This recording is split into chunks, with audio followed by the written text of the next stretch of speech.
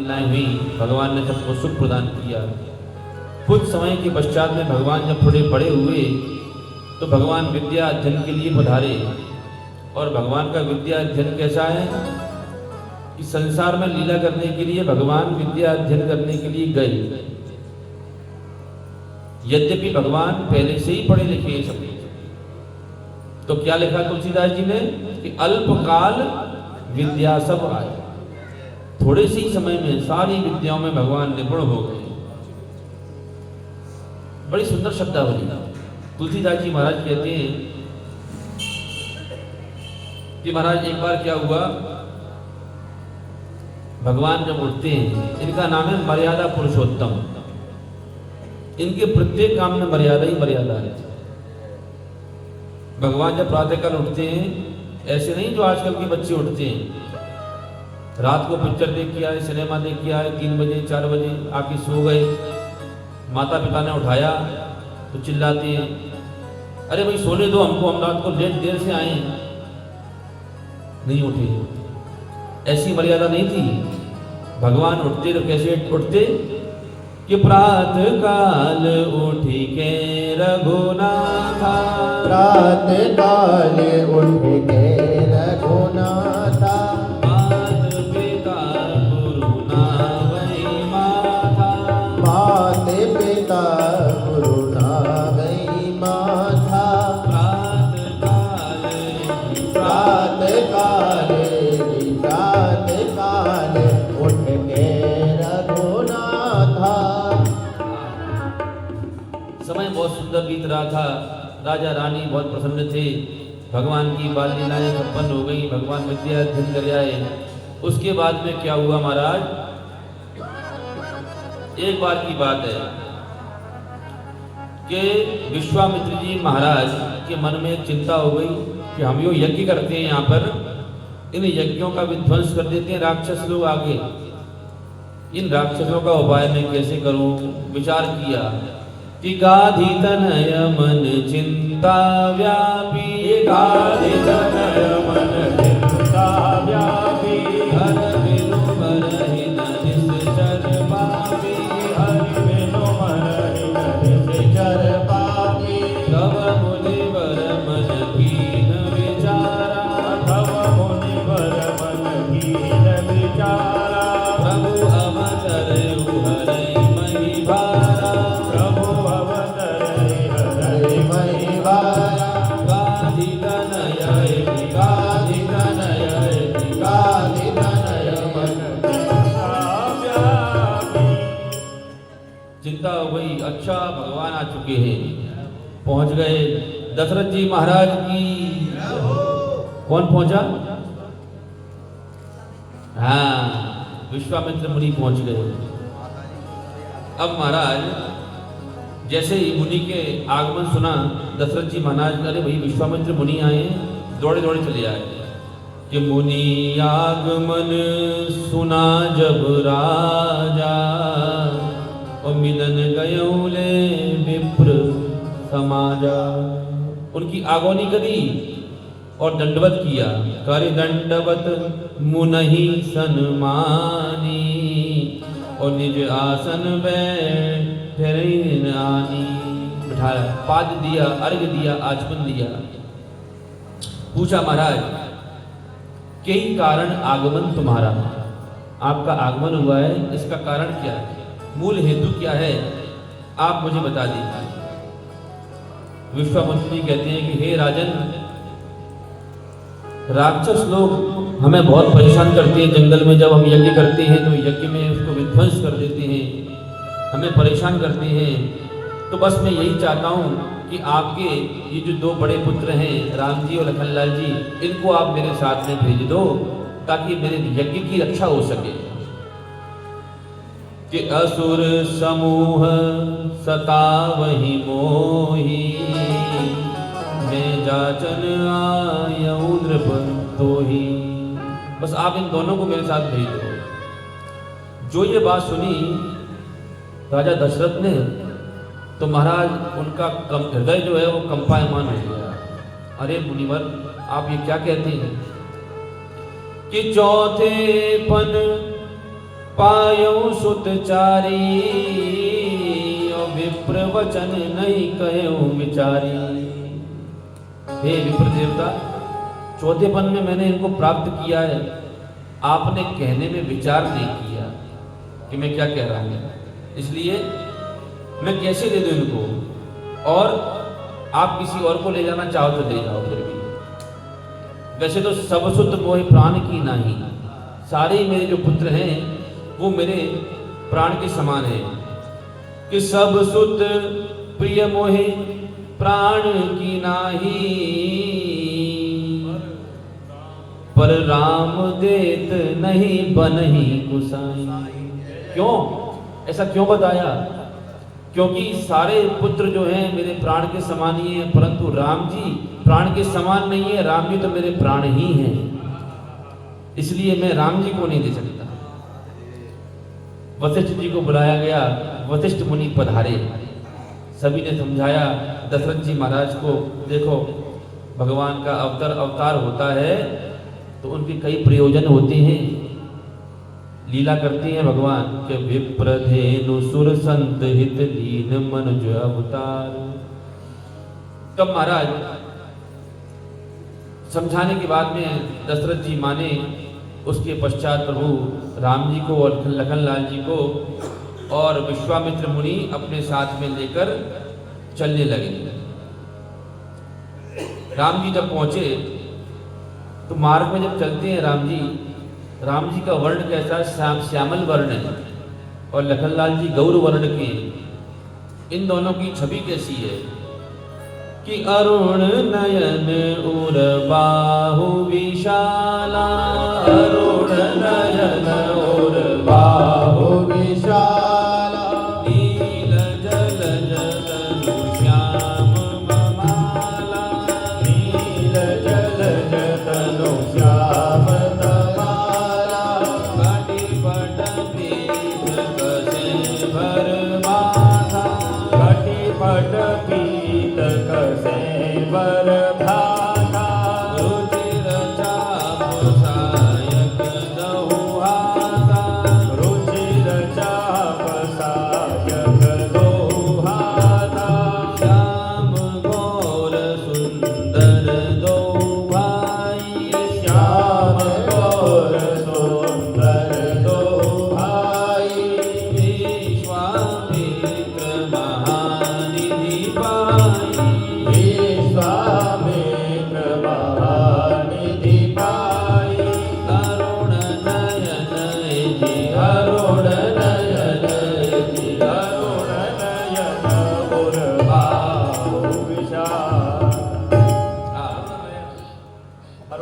अरुण नयन, हमारे जो संगीतकार हैं इनका नाम अरुण है, राम जी का नाम क्या है? अरुण नयन। उनके नेत्र कैसे हैं? इनके जैसे। अरुण नयन उर्बाहु विशाला। भगवान पीतांबर पहन रहे हैं, पेजनियां पहन रहे हैं भगवान, कमर बंधी हुई है भगवान की, धनुष बाण भगवान के हाथ में, सुंदर भगवान का वर्ण है, ऐसे कमल के समान उनके नेत्र हैं, आलम्ब आजान बाहु भगवान, और मार्ग में लखन लाल जी दोनों चले जा रहे हैं। मार्ग में पहुंचे आगे तो महाराज विश्वामित्र जी ने बताया कि देखो हे राम, यही राक्षस है दोनों, ये मुझे परेशान करते हैं, मेरे यज्ञ को विध्वंस कर देते हैं। अच्छा गुरुदेव आप चिंता मत करो, अभी मैं देखता हूँ राम जी ने कहा। तो राम जी ने क्या किया कि सुन मारीच निशाचर क्रोही, बोले सहाय धावा मुनि द्रोही, बिनु फरमान राम ते ही मारा, और सत जो जनगा सागर पारा। ऐसा बाण दिया लौट के ही नहीं आया, सत जोजन का सागर पार। देखो राम जी के बाण में कितनी शक्ति है, एक बाण से ही 7 समंदर पार चला गया। और पावक सर सुबाहु पुनि मारा, अग्नि बाण चलाया, भगवान ने, और सुबाहु को भी नष्ट कर दिया। बोलो महाराज की। गुरुजी अब आप चिंता मत करो, आप निर्भय हो जाओ। अब पहुंचे तो महाराज इतने में क्या हुआ कि धनुष यज्ञ का बुलावा आता है। जनकपुर में धनुष यज्ञ होने वाला है, विश्वामित्र जी के पास में बुलावा आया। तो भगवान राम जी से कहा, हे राम, हे लखन, जनकपुर चलना है हमको, वहाँ से बुलावा आया है, उनकी लाली है, उसका स्वयंवर है, धनुष यज्ञ है, वहाँ से बुलावा आया है। राम जी तैयार हो गए, लखनलाल जी तैयार हो गए और विश्वामित्र जी के साथ में चलने लगे। जो मार्ग में आगे बढ़े तो एक शिला मूर्तिमंत होकर मिली, पत्थर की शिला। विश्वामित्र जी कहते हैं, हे लाल राम, अपने चरण का स्पर्श कर दो इस शिला से। गुरुदेव की आज्ञा से केवल स्पर्श मात्र किया और उसी शिला में से स्त्री पैदा हो गई, उसका मोक्ष हो गया। कौन थी वो स्त्री? क्या बात है कि गौतम नारी श्राप बस उपल देह धरि धीर, और चरण कमल रज चाहती कृपा करहु रघुवीर। भगवान ने अहिल्या का उद्धार किया। महाराज पहुंचे, जनकपुर में पहुंचे, और जनकपुर में महाराज जैसे ही पहुंचे तो समाचार मिला कि भाई विश्वामित्र मुनि पधारे हैं। और जैसे विश्वामित्र जी को आने पर वहां पे दशरथ जी महाराज पहुंचे, उनने सुंदर स्थान दिया उनको रुकने के लिए। राम लक्ष्मण के साथ में विश्वामित्र दोनों, और वहां पर उन्होंने विश्राम किया। विश्राम करने के बाद में जनकपुर की जो रम्यता है, सुंदरता है, उसका दर्शन कर रहे हैं।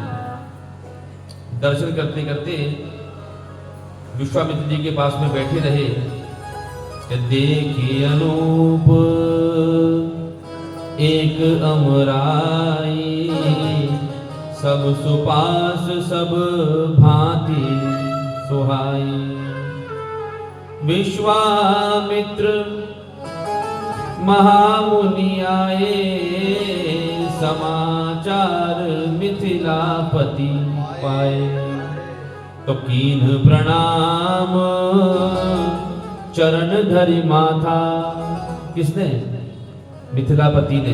तो कीन प्रणाम और चरण धर माथा, दीन अशेष मुदित मुनिनाथा।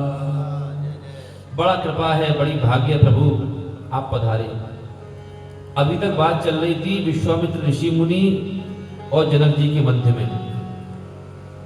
उसके बाद में जब राम जी पे दृष्टि पहुंची तो राम जी की छवि को देखा, तो जनक जी महाराज उनकी छवि को देखते ही रह गए।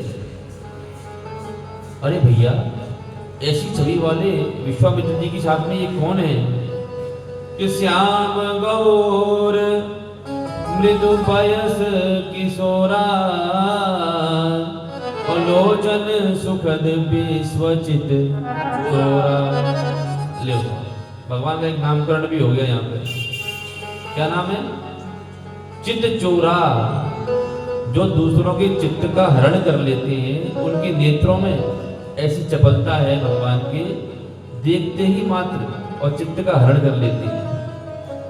तो उनका नामकरण हुआ चित्त चोरा। उठे सकल जब रघुपति आए, और विश्वामित्र निकट बैठाए। मूरत मधुर मनोहरी देखी, और भयउ विदेह विदेह विदेह। आहा, क्या लिख दिया। जो वो मूरत देखी तो भयउ विदेह विदेह विशेषी, विदेह को भी विदेह हो गया।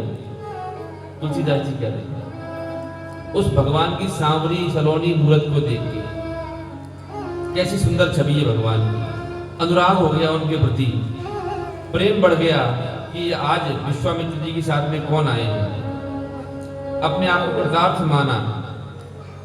पूछा तो बताया, पता चला कि रघुकुल मणि। कौन है महाराज? ये आपके साथ में जो आए हैं ये कौन है? कि रघुकुल मणि दशरथ के जाए, मम हित लाग नरेश पठाए। ये अवधपुर में महाराज दशरथ के पुत्र हैं और उन्होंने मेरे लिए ही, मेरी रक्षा के लिए ही इनको भेजा है, वहां से ये आए हैं। तो इतने में क्या हुआ, दर्शन किए और दशरथ जी वहां से, जनकपुर में जनक जी महाराज वहां से चले गए, उनको स्थान दिया बैठे हुए। इतने में क्या हुआ, लखनलाल जी के मन में आई, राम जी से कहते हैं, दादाजी मुझे ऐसा लगता है जनकपुर जो है ना बहुत सुंदर है, ये इतना सुंदर है, आप कहो तो मैं घूम आऊं क्या मैं जनकपुर में, अपन चलो घूमने चलते हैं। तो भगवान राम कहते हैं कि लखन तुम कह दो गुरुजी से, मैं ले चलता हूं तुमको। नहीं नहीं दादाजी, क्या मैं गुरुजी से कहूंगा ना, अगर मैंने कहा तो गुरुजी आज्ञा नहीं देंगे मुझे, इसलिए दादाजी ऐसा करो आप ही कहो गुरुजी से, और गुरुजी आज्ञा दे देंगे तो फिर चलेंगे अपन दोनों दर्शन करेंगे। राम जी प्रणाम करते हैं गुरुजी से, कहते हैं राम जी कि नाथ लखन पुर देखन चाही, नाथ लखन पुर देखन चाही, और प्रभु सकोच डर प्रकटन, अपना संकोच अपना डर आपको बता नहीं रहे हैं। गुरुदेव आज्ञा करो आप ले जाऊं क्या? गुरुदेव कहते देखो भाई राम, तुम जल्दी जाना, जल्दी आना और विलंब मत करना। तो राम जी कहते हैं कि मैं जल्दी से लौटाऊंगा, अभी गया और अभी लेके आया, नगर दिखाए तुरंत लेगा, बस एक बार चक्कर लगवाऊंगा और इनको ले आऊंगा। जो आज्ञा मेरी, लखनलाल जी प्रसन्न हो गए, दादाजी आपने बात बनवा दी, अब तो दोनों भैया चलते आगे। पहुंचे, जो नगर में प्रवेश किया महाराज, तो नगर में भगवान राम जी चल रहे हैं, राम जी का सिर नीचे, राम जी चलते हैं तो नीची गर्दन करके, उनकी दृष्टि सदैव नीचे रहती है, और लखनलाल जी सामने देख रहे हैं कि देखन नगर भूप सुत आए, समाचार पुरवासिन पाए। ऐसा कौन होगा जो भगवान ने नगर में प्रवेश किया जो उनकी छवि को देखना नहीं चाहेगा? सभी लोग आ गए, और तो और जनकपुर की जो सखियां थीं, जनकपुर की जो स्त्रियां थीं, वो सबसे पहले आई। अट्टा अटारी झोंका फोका झरोखा में, खिड़कियों में, दरवाजों पर खड़ी हो गई महाराज, और दर्शन करती हैं भगवान के। जो देखा तो निरखी सहज सुंदर दो भाई, ओहो ही सुखी लोचन फल पाई। नेत्रों की सफलता है हमारे, दोनों का दर्शन किया।